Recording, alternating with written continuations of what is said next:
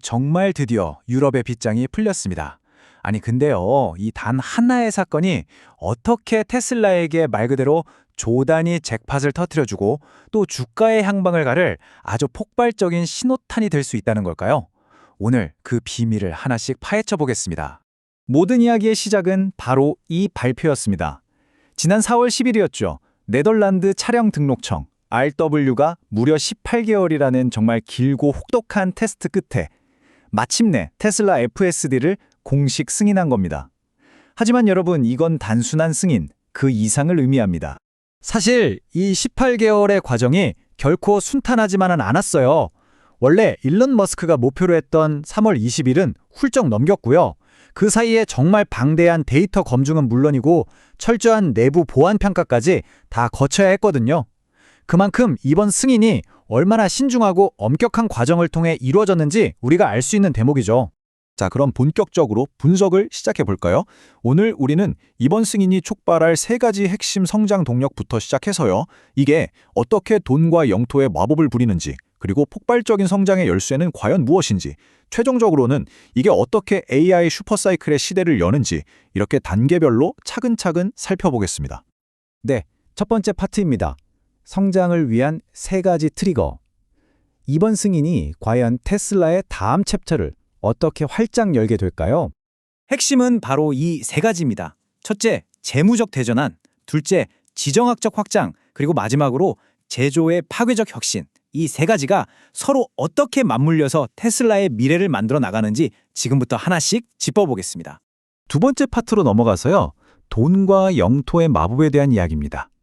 특히 앞에서 말씀드린 첫 번째와 두 번째 동력은 아주 깊게 연결되어 있는데요. 바로 금융과 지리의 도미노 효과에 대한 거죠. 자, 첫 번째 트리거, 바로 재무적 대전환입니다. 이걸 비유하자면요, 마치 거대한 수문이 확 열리는 것과 같아요. 지난 몇 년간 FSD 판다고 돈은 받았지만 규제 때문에 장부상으로는 부채로 묶여있던 그 수조 원의 이연 매출이 있잖아요. 이제 그게 마침내 순수한 이익으로 장부에 꽂히기 시작한 겁니다. 여기서 이연 매출이라는 게 뭐냐면요. 쉽게 말해 아직 서비스가 완벽하지 않으니 일단 빚으로 잡아둘게요 하고 장부에 기록해둔 돈입니다. 테슬라한테는 이게 바로 규제 승인 전의 FSD였던 거죠.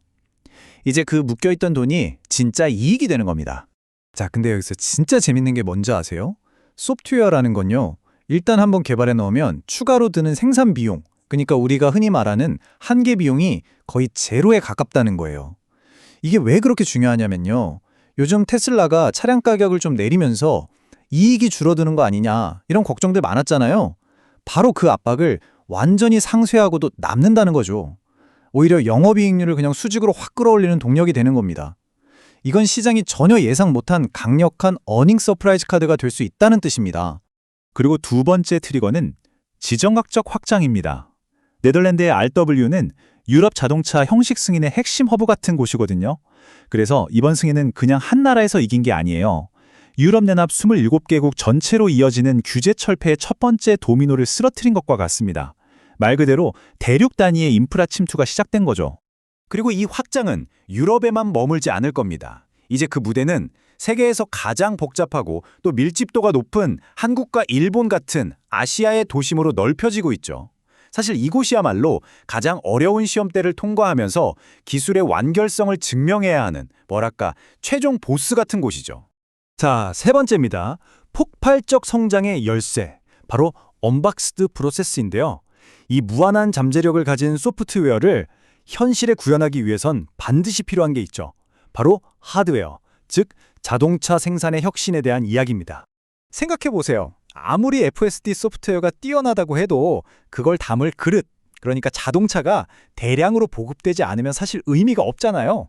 소프트웨어의 그 엄청난 이익을 대중시장 규모로 실현하려면 아주 싸고 효율적으로 차를 만들어내는 혁신이 절대적으로 필요합니다. 바로 이 지점에서 테슬라는 100년 된 자동차 산업의 공식을 그냥 완전히 파괴해버립니다. 기존의 포드식 컨베이어 벨트는 차가 한 줄로 쭉 가면서 순서대로 조립하는 방식이었잖아요. 그런데 테슬라의 언박스드 공정은 마치 레고 블록처럼 각 부분을 동시에 따로따로 만든 다음에 맨 마지막에 한 번에 딱 결합하는 방식이죠. 그 결과는 정말 놀라울 정도입니다. 이 언박스드 공정은 생산 비용을 무려 50%나 절감하고요. 공장을 짓는 데 필요한 땅은 40%나 줄여줍니다. 이건 뭐 단순한 개선이 아니라 말 그대로 제조업의 혁명이라고 할 수 있죠.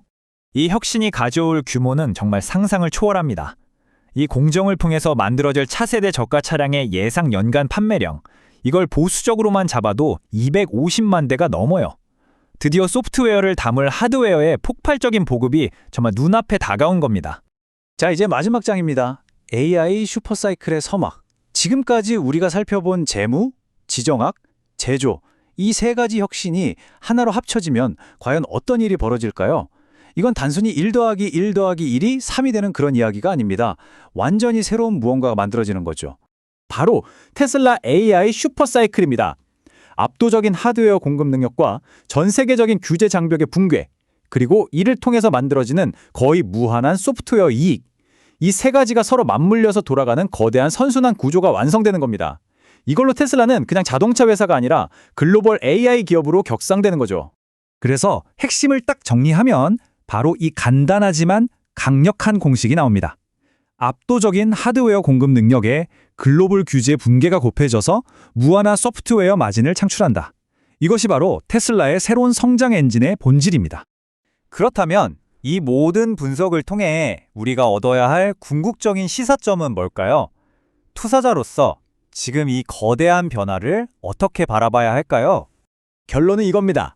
단기적인 주가 반동이나 이런저런 소음에 흔들리지 말고 테슬라가 지금 설계하고 있는 미래 인프라라는 더 큰 그림에 집중해야 한다는 겁니다.